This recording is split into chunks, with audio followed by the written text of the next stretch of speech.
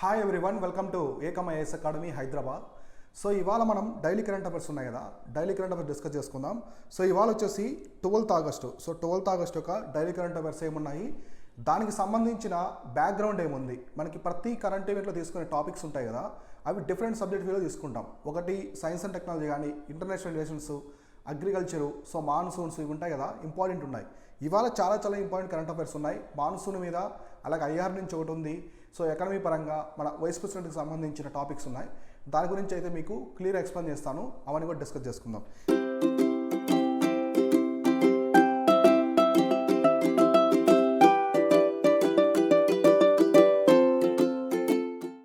ఇవాళ 12th current అఫైర్స్లో వచ్చేసి so క్లియర్గా చూసుకుంటే మనకి Dhankhar sworn as the 14th vice president of India. So మనకి జగదీప్ ధన్కర్ వచ్చేసి మనకి భారత ఉపరాష్ట్రపతిగా 14వ భారత ఉపరాష్ట్రపతిగా ప్రమాణ స్వీకారం చేశారు. సో దానికి సంబంధించిన డీటెయిల్స్ ఏమున్నాయి ఇప్పుడు క్లియర్ కట్గా చూద్దాం. సో మామూలుగా మనకి ఉపరాష్ట్రపతిని ఎవరు ఎన్నుకుంటారు, సో వైస్ ప్రెసిడెంట్ని ఎవరు ఎన్నుకుంటారో చూద్దాం. మనకు వచ్చేసి ఫస్ట్ వచ్చేసి ఎలక్టెడ్, సో బోత్ ఉంటారు ఇక్కడ వచ్చేసి elected and nominated. So elected and nominated members of the parliament. So మన పార్లమెంట్లో ఉండేటువంటి మొత్తం మెంబర్స్ అందరూ కూడా ఎన్నుకుంటారు. సో ఇందులో ఎలాంటి స్టేట్ లెజిస్లేటివ్ నుంచి ఎలాంటి మెంబర్స్ అనేవాళ్ళు ఉండరనమాట, ఓన్లీ మనకి పార్లమెంటు నుంచే ఉంటారు ఈ సభ్యులు అనేవాళ్ళు. ఒకటి ఎలక్టెడ్, నామినేటెడ్ ఇద్దరైతే ఉంటారు, వాళ్ళు ఎన్నుకుంటారనమాట. సో తర్వాత మనకి 14th ఇక్కడ నెంబర్ గుర్తుపెట్టుకోవాలి, చాలా ఇంపార్టెంట్. మనకి ద్రౌపది ముర్ము గారు వచ్చేసి 15th ప్రెసిడెంట్ అయితే ఈయన వచ్చేసి 14th వైస్ ప్రెసిడెంట్. సో ఈ పాయింట్స్ బాగా గుర్తుపెట్టుకోవాలి. ఫ్యాక్చువల్ థింగ్స్ తీసుకుంటే మీరు ఇవి చాలా కీ రోల్ ప్లే చేస్తాయి. ఎస్పెషల్లీ స్టేట్ పీసెస్ ఎగ్జామ్స్లో అయితే ఇవి బాగా ఇంపార్టెంట్. సో ఇక్కడ చూడండి ఏమి ఇచ్చారు data. Jagdeep Dhankhar sworn as the 14th vice president of India on the brief oath taking ceremony at the Rashtrapati Bhavan. So vice ప్రెసిడెంట్కి ఎవరు తీసుకుంటారు, ఓత్ ఎవరు తీసుకుంటారు, మామూలుగా ప్రెసిడెంట్కి ఎవరు తీసుకుంటారు, ప్రెసిడెంట్కి వచ్చేసి సిజేఐ తీసుకుంటారు, చీఫ్ జస్టిస్ ఆఫ్ ఇండియా, భారత ప్రధాన న్యాయమూర్తి ఓత్ ప్రమాణ స్వీకారం చేపిస్తారు ఎవరిని, రాష్ట్రపతిని. అదే వైస్ ప్రెసిడెంట్ ఎవరు చేపిస్తారంటే ప్రెసిడెంటే చేపిస్తారు. సో ప్రెసిడెంట్ని ఓత్ అయిపోయిన తర్వాత ప్రెసిడెంట్ ఇంకా అందరినీ ఓత్ అయితే తీసుకుంటారనమాట. So president Draupadi Murmu administered the oath office to the Dhankhar. So who took oath in the Hindi name of the god. So ఆయన హిందీలో తీసుకున్నారు. సో బహుత్ బదాయి, so many congratulations the president Murmu said. So ఇదంతా కామన్గా మనకి కామన్ అనమాట. సో బిఫోర్ ఈ swearing the election commission's certification of election issue to the mister Dhankhar read out. So మామూలుగా ఎలక్షన్ కండక్ట్ చేస్తారు కదా, ఎలక్షన్ మొత్తం కండక్ట్ చేసిన తర్వాత దానికి సంబంధించిన ఆయన గెలిచిస్తారు కదా, అభ్యర్థి గెలిచిన తర్వాత దానికి సంబంధించిన ఒక సర్టిఫికేట్ కూడా ఇస్తారనమాట ఎలక్షన్ కమిషన్. సో మీరు గెలిచారు ఇన్ని ఓట్స్తో ఇట్లా అని కంప్లీట్ ఇన్ఫర్మేషన్ అంతా కూడా అక్కడ ఉంటుంది. సో కాబట్టి అది కూడా ఇంపార్టెంట్. సో తర్వాత ఎవరు అటెండ్ అయ్యారు, సో మెయిన్ గెస్టులు అందరూ కూడా ప్రైమ్ మినిస్టర్ నుంచి అందరూ మినిస్టర్స్ అందరూ అయితే ఇక్కడ అటెండ్ అయ్యారనమాట. సో తర్వాత in the morning after visit of the Rajghat. So Rajghat అంటే ఏంటి, సో మహాత్మా గాంధీ సో సమాధి ఉంటుంది కదా, ఆ ప్లేస్ని వచ్చేసి రాజ్ఘాట్ అంటారు. సో అక్కడికి వెళ్ళేసి ఆయన ధన్కర్ చెప్పారు. సో ఇదంతా కామన్ థింగే. So known for is highly visible tenure as the West Bengal governor. So ఇక్కడ ఏంటంటే ఈయన పశ్చిమ బెంగాల్ రాష్ట్రానికి, వెస్ట్ బెంగాల్ స్టేట్కి గవర్నర్గా పనిచేశారు. జగదీప్ ధన్కర్ వచ్చేసి గవర్నర్గా పనిచేశారు అనమాట వెస్ట్ బెంగాల్ రాష్ట్రానికి. సో తర్వాత he's request the ruin in the ruling party Trinamool Congress. Okay, ఇదంతా కామన్ మనకి. సో ఇదంతా చూసుకుంటే ఈయన బీజేపీ అభ్యర్థి, మామూలుగా కామన్ అవన్నీ. సో ఇక్కడ ఈయన వచ్చేసి west Bengal, so west Bengal రాష్ట్రానికి గవర్నర్గా పనిచేశారు. ఇప్పుడు వైస్ ప్రెసిడెంట్గా ఎన్నుకున్నారు, ఆల్రెడీ వైస్ ప్రెసిడెంట్గా నియమితులయ్యారనమాట, అపాయింట్ చేశారు. సో ఇక్కడ మీరు బాగా గుర్తుపెట్టుకోవాల్సిన పాయింట్స్ ఏంటంటే మనకి మొట్టమొదటి ఉపరాష్ట్రపతి ఎవరు, భారతదేశంలో మొట్టమొదటి ఉపరాష్ట్రపతి ఎవరు, సర్వేపల్లి రాధాకృష్ణన్.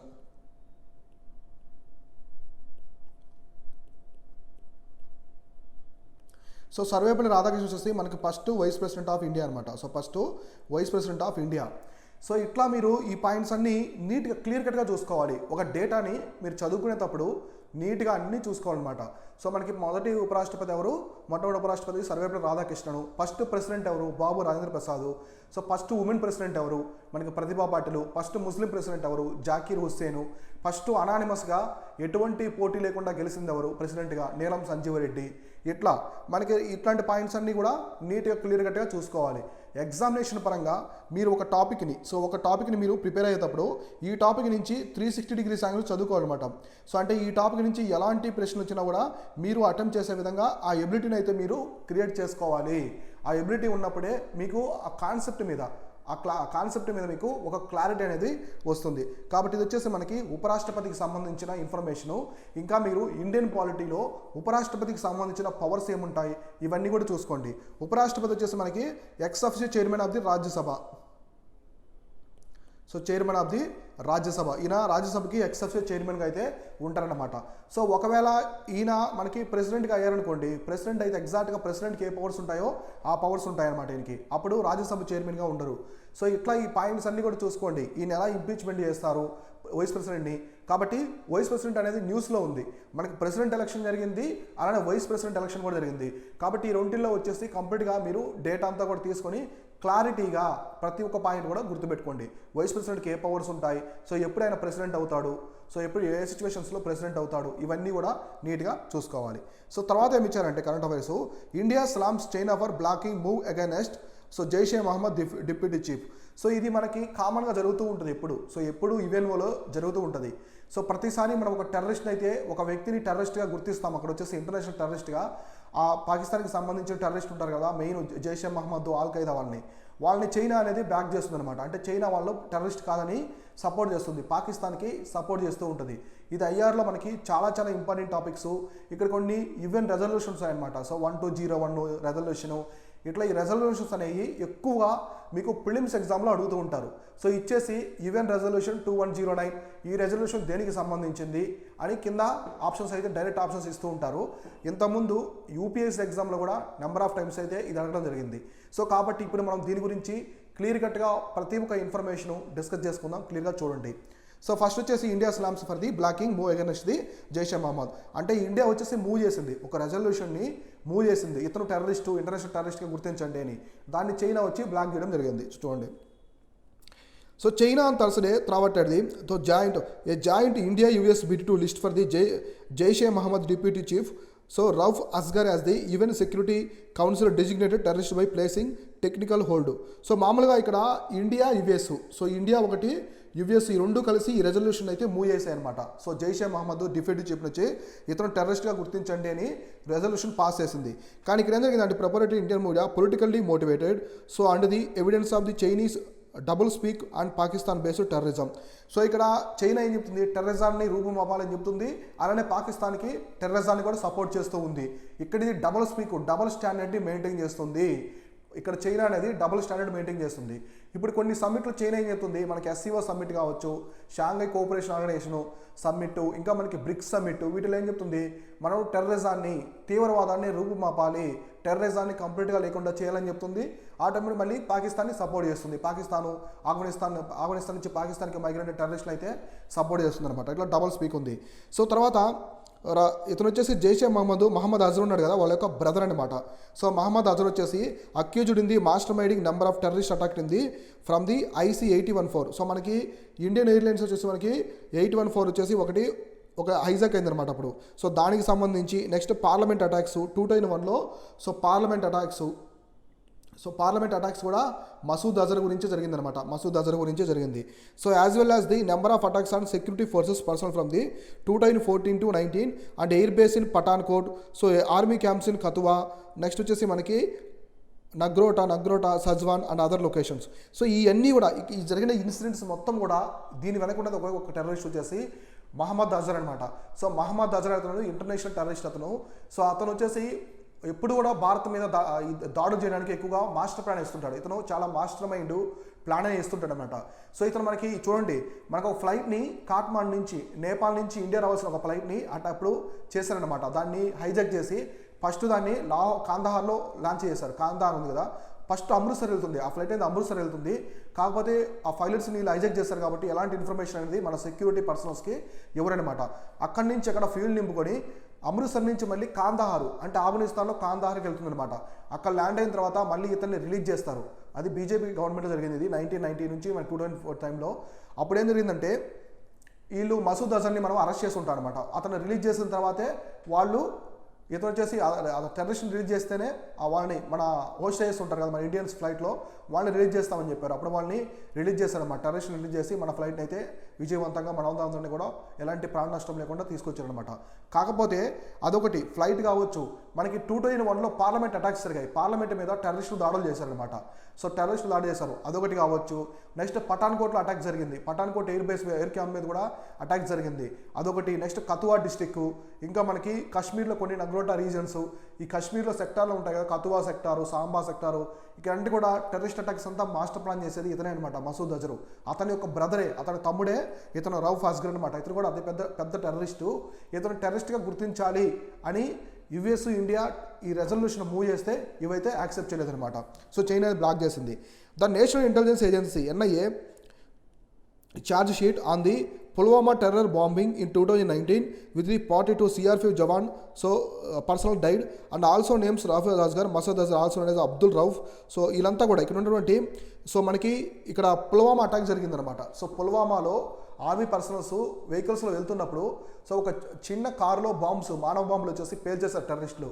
అది ఎంత పెద్ద అటాక్ అంటే చాలా పెద్ద అటాక్. మన ఇండియాలో జరిగిన one of the biggest terrorist attack అనమాట.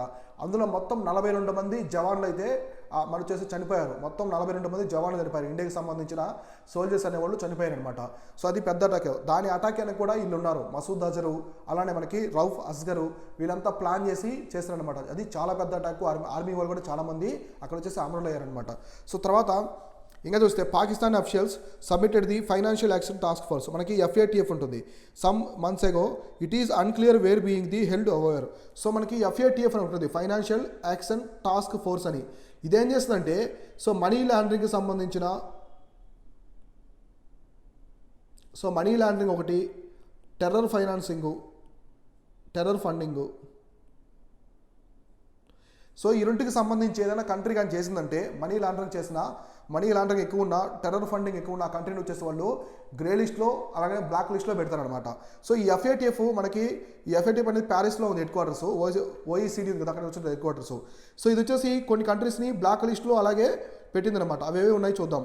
సో ఫస్ట్ వచ్చేసి ఇల్లు పెట్టిన గ్రే లిస్ట్లో పెట్టారు, కొన్ని కంట్రీస్ని గ్రే లిస్ట్లో పెట్టారు. గ్రే లిస్ట్ ఎందుకు పెట్టారంటే టెర్రరిస్ట్ అటాక్ జరుగుతుంది, సో టెర్రరిస్ట్ రేఖనే చేస్తున్నారు. దీని వచ్చేసి Pakistan.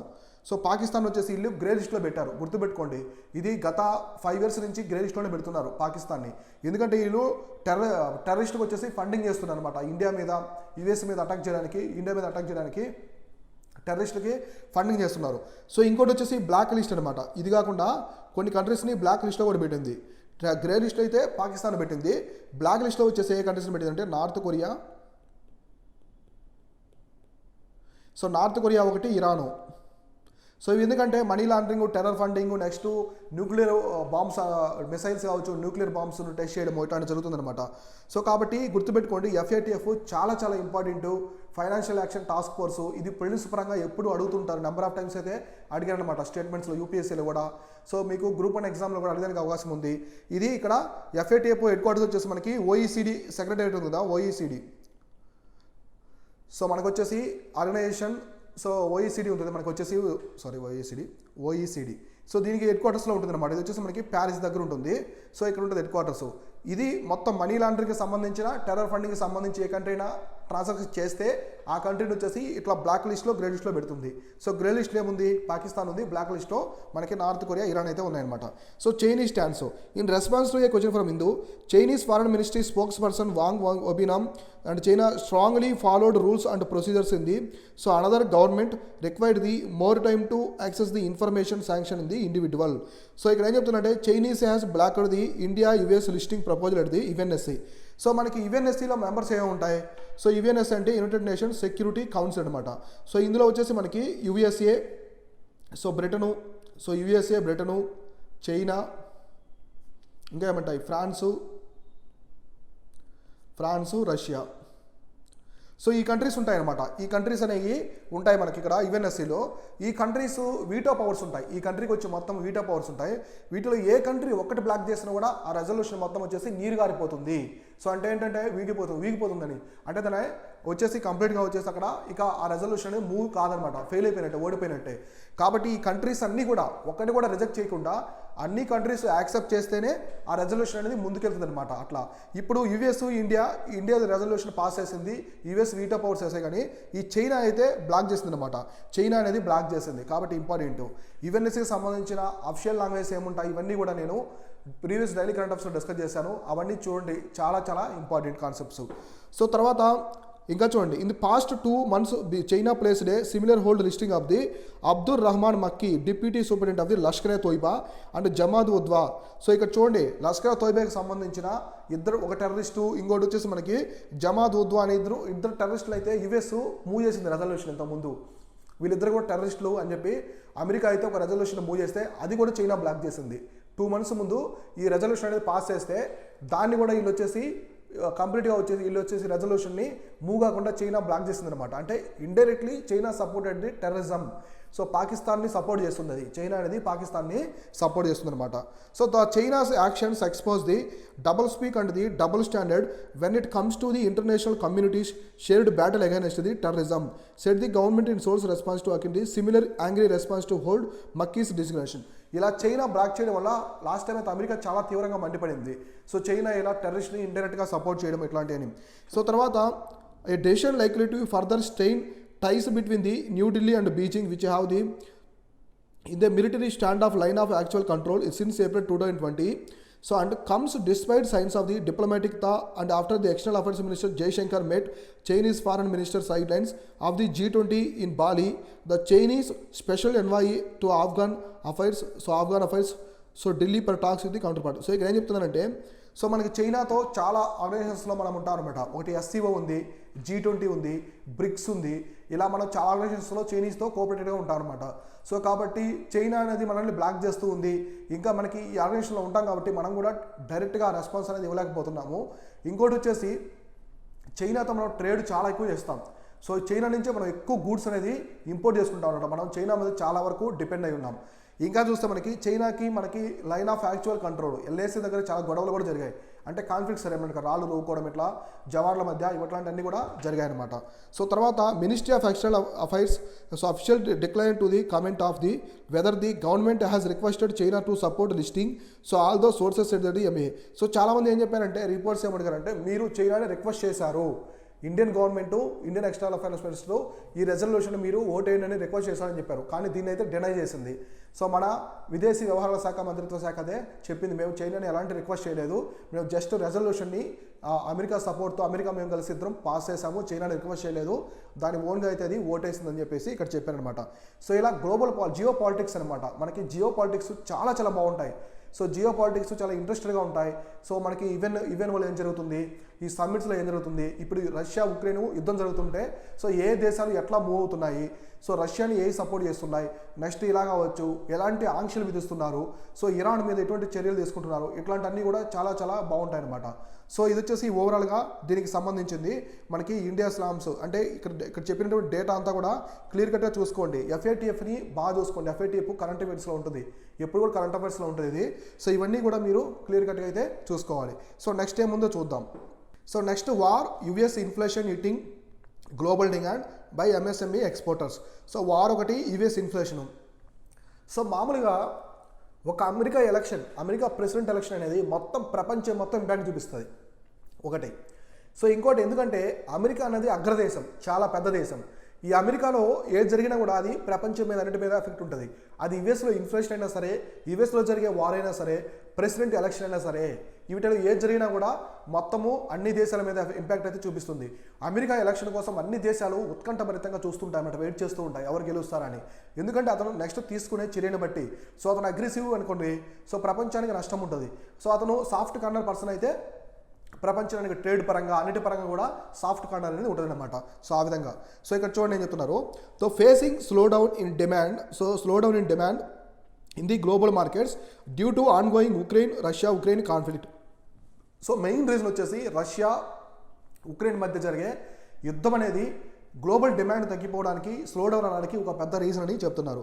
So MSME exporters have sought immediate intervention by the government to deal with the situation industry player side. So exporters ఉంటారు, సో మనకి మీడియం స్మాల్ మైక్రో ఎంటర్ప్రైజెస్ ఉంటారు కదా. సో ఎంఎస్ఎంఈ సెక్టర్ చాలా చాలా ఇంపార్టెంట్ నవేడేస్. ఇది వచ్చేసి మన జీడిపి, సో ఇండియన్ యొక్క జీడిపికి చాలా కాంట్రిబ్యూట్ చేస్తుంది. ఇండియా జీడిపికి చాలా అయితే కాంట్రిబ్యూట్ చేస్తుంది ఎంఎస్ఎంఈ సెక్టర్. సో ఇండియాలో కూడా మంచి ఎమర్జింగ్ సెక్టర్ అనమాట. ఎంఎస్ఎంఈ సెక్టర్ అనేది చాలా ఎమర్జింగ్ అవుతుంది. సో చూడండి ఇక్కడ, so the dip in the demand May impact the countries exports in the common months. So ఎందుకంటే మన ఎక్స్పోర్ట్స్ అనేవి ఈ రష్యా ఉక్రెయిన్ వార్ తర్వాత, రష్యా ఉక్రెయిన్ వార్ ఒకటి, నెక్స్ట్ వచ్చేసి యుఎస్లో ఇన్ఫ్లేషన్ ఉండడం వల్ల మన ఎక్స్పోర్ట్స్ అవి చాలా తగ్గిపోయాయి. చాలా వరకు ఈ ఎంఎస్ఎంఈకి సంబంధించిన ఎక్స్పోర్ట్స్ అన్నీ కూడా తగ్గిపోయాయి అనమాట. So Ludhiana hand tools association president SC Ralhan said that the industry was passing through the acute recession in both domestic and international market. So ఇక్కడ నేనేం చెప్పానంటే, సో ఇండస్ట్రీ అనేది ఎంఎస్ఎంఈ సెక్టర్ అనేది ఎలా వెళ్తుందంటే, సో అక్యూట్ రెసిషన్, ఒక రెసిషన్లో వెళ్తుంది. వ్యాపార మాంద్యం, సో వ్యాపార మాంద్యం, ఆర్థిక మాంద్యం అనేది జరుగుతుంది. అంటే ఇన్ఫ్లేషన్ కొంచెం పీక్ స్థాయికి వెళ్తే అది వచ్చేసి రెసిషన్ అవుతుంది.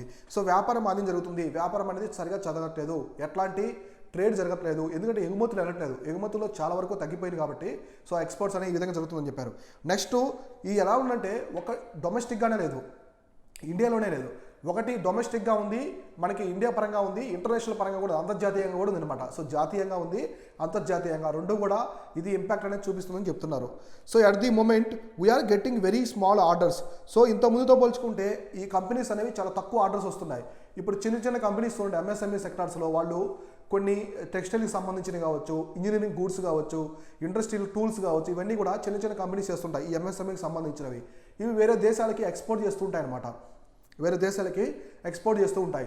ఈ తరుణంలో ఏమైందంటే, ఒక్కసారిగా రష్యా ఉక్రెయిన్ వార్ ఒకటి, అలానే నెక్స్ట్ యుఎస్ ఇన్ఫ్లేషన్ రెండు ఒక్కసారిగా రావడం వల్ల ఏమైంది, ఈ సెక్టర్ అనేది బాగా దెబ్బతింది అనమాట. ఎక్స్పోర్ట్స్ అనేవి ఆగిపోయాయి, ఎందుకంటే ఎవరు ఆర్డర్స్ ఇవ్వట్లేదు. సో తర్వాత కోవిడ్ పాండమిక్ కూడా చాలా ఇంపాక్ట్ అనేది చూపించింది వీళ్ళకి. సో ఇట్లా స్మాల్ ఆర్డర్స్ వస్తున్నాయని చెప్పారు. So most of the exporters said that they had orders only 1 or 2 months. So only 1 or 2 months మాత్రమే ఆర్డర్స్ వస్తున్నాయి, కంటిన్యూస్గా ఆర్డర్స్ అనేది రావట్లేదని చెప్పారనమాట.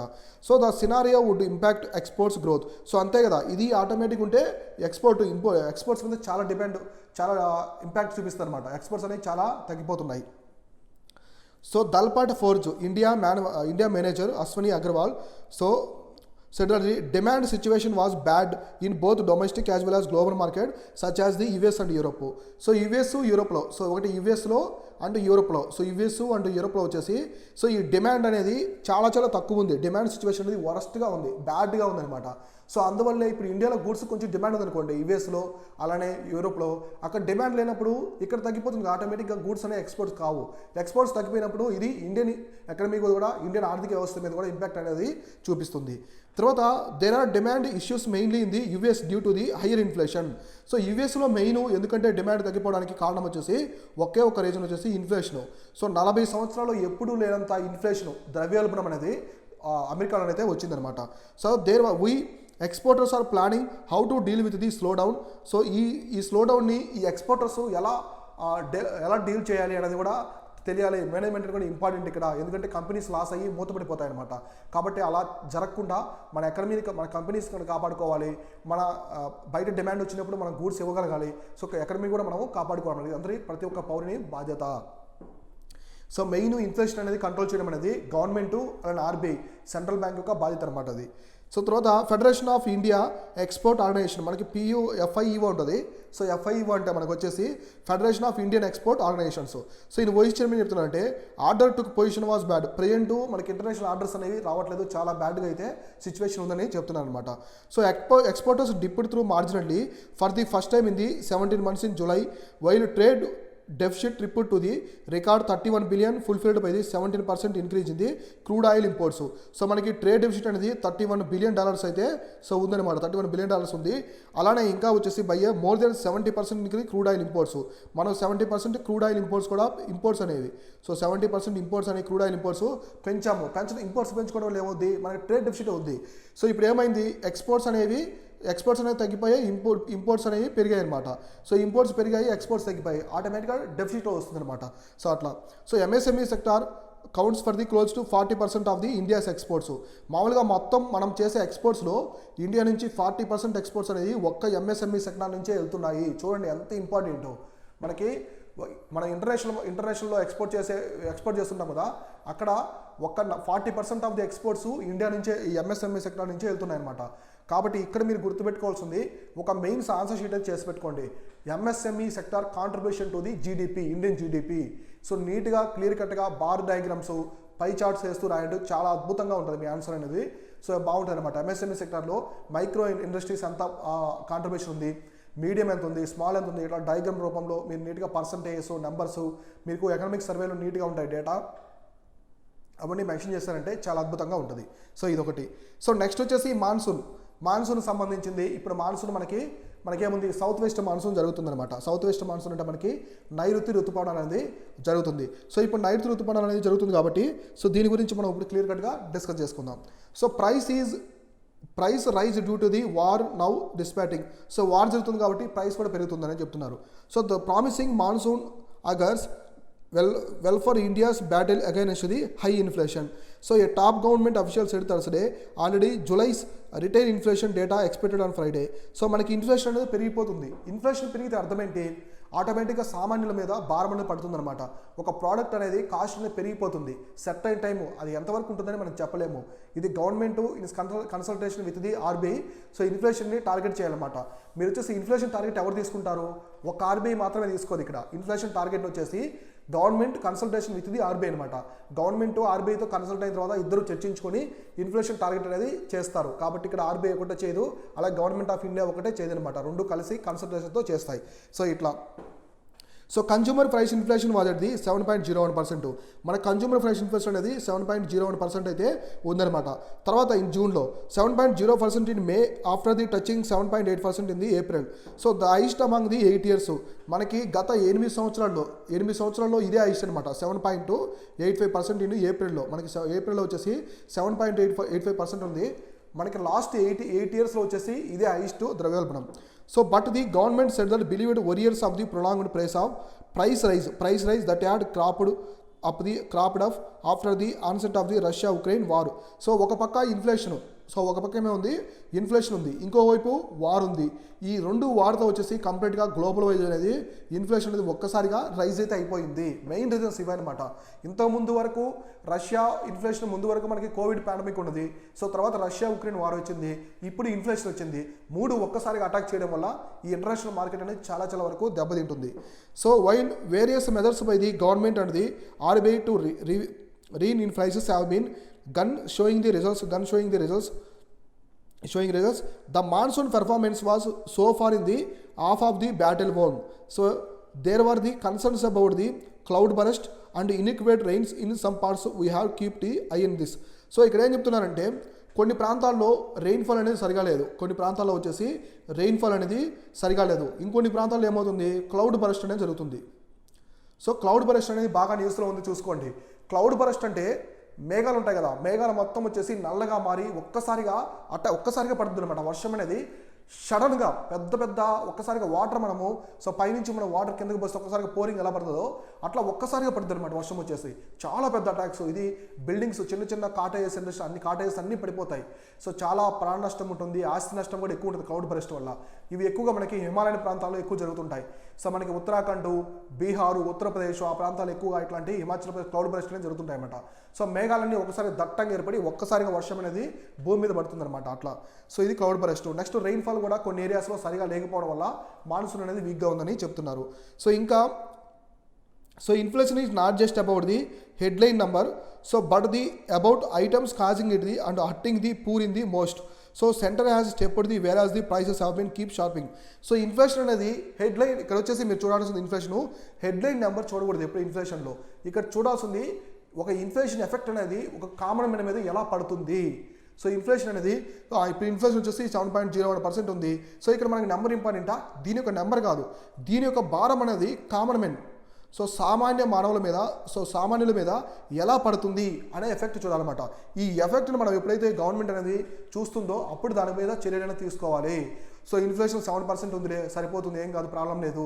సో 6% ఉంది కాదు, ఆ 6% 7% ప్రజల మీద ఎలా భారం పడుతుంది, ఆ భారాన్ని ఎలా తగ్గించాలి అనేది ఒక గవర్నమెంట్ బాధ్యత. ప్రతి దేశానికి ఇన్ఫ్లేషన్ తగ్గించడము, సో ఇన్ఫ్లేషన్ అదుపులో పెట్టడం అనేది ఆ దేశం యొక్క సెంట్రల్ బ్యాంకు, మనకైతే reserve bank, next federal bank ఇలా ఉంటాయి, ఆ బ్యాంకు గవర్నమెంట్ యొక్క బాధ్యత అనమాట.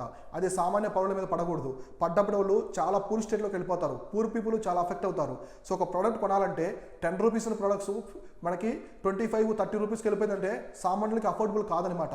సో సామాన్యులకి అఫోర్డబుల్ లేనప్పుడు చాలా ప్రాబ్లమ్స్ అనేవి క్రియేట్ అవుతాయి.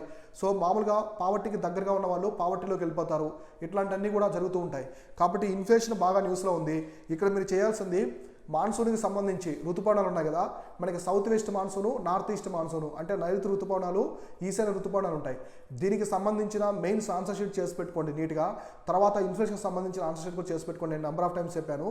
ఇవన్నీ కూడా మీకు మెయిన్స్ పరంగా చాలా ఇన్ఫర్మేషన్ అనేది ఇస్తాయి. మీరు మెయిన్స్లో ఇటువంటి ఆన్సర్స్ రాస్తే చాలా అందంగా ఉంటాయి, బ్యూటిఫుల్గా ఉంటాయి. ఎగ్జామినర్ మీకు అట్రాక్టివ్ ఉంటాయి. మీరు రాసిన పాయింట్స్ అనేవి చాలా అక్యురేట్గా ఉంటాయి అనమాట. సో కాబట్టి ఇవి మనకి ఎకనామిక్స్ అనేవి వీటిలో ఉంటాయి. క్లియర్ కట్గా నీట్గా ప్రతి ఒక్కటి కూడా చూసుకోండి. సో ఇవి వచ్చేసి ఇవాళ డైలీ కరెంట్ అఫైర్స్. రేపు డైలీ కరెంట్ అఫైర్స్లో మనము 5 ప్రిలిమ్స్ క్వశ్చన్స్, రేపు డైలీ కరెంట్ అఫైర్స్లో మనం 5 ప్రిలిమ్స్ క్వశ్చన్స్ అనేది డిస్కస్ చేసుకుందాం. అవి ఎక్కడిని తీసుకుంటాను, ఏ సబ్జెక్ట్ తీసుకుంటానో రేపు తీసుకొస్తాను నేను. మీకు ప్రతిసారి ప్రిలిమ్స్ క్వశ్చన్స్ డిఫరెంట్ సబ్జెక్ట్ వ్యూలో ఎక్స్ప్లెయిన్ చేస్తూ ఉన్నాను. ఒకరోజు సైన్స్ అండ్ టెక్నాలజీ తీసుకుంటాను, ఒకరోజు స్పోర్ట్స్ పరంగా, ఇంకోటి international relations, ancient India, medieval India, economy, polity, science and technology, geography, ఇలా అన్నీ తీసుకుని మీకు క్లియర్ కట్గా ఇన్ఫర్మేషన్ అది ఇస్తూ ఉంటాను. కాబట్టి మన డైలీ కరెంట్ అఫైర్స్ని ప్రతిరోజు ఫాలో అవుతూ అన్నీ నోట్ చేసి పెట్టుకోండి. చాలా ఇంపార్టెంట్ టాపిక్స్ అనేది చూస్ చేసి హిందూ న్యూస్ పేపర్ నుంచి మీకోసం అయితే ప్రిపరేషన్ కోసం ఎక్స్ప్లెయిన్ చేస్తున్నాను. ఇవి వచ్చేసి మీకు యూపీఎస్సీ ప్రిలిమ్స్ అయినా, యూపీఎస్సీ ఎగ్జామ్ అయినా, అలాగే మీకు గ్రూప్ 1 ఉంటుంది కదా, స్టేట్ పీసెస్, ఏబీపీఎస్సీ, టీఎస్పీఎస్సీ కూడా చాలా ఇవి అయితే అవుతాయి అనమాట. ఇది వచ్చేసి ఇవాళ డైలీ కరెంట్ అఫైర్స్ క్లాసు. రేపు డైలీ కరెంట్ క్లాస్లో రిమైనింగ్ ఏమన్నా ఇంపార్టెంట్ అవన్నీ కూడా డిస్కస్ చేసుకుందాం. Thank you so much.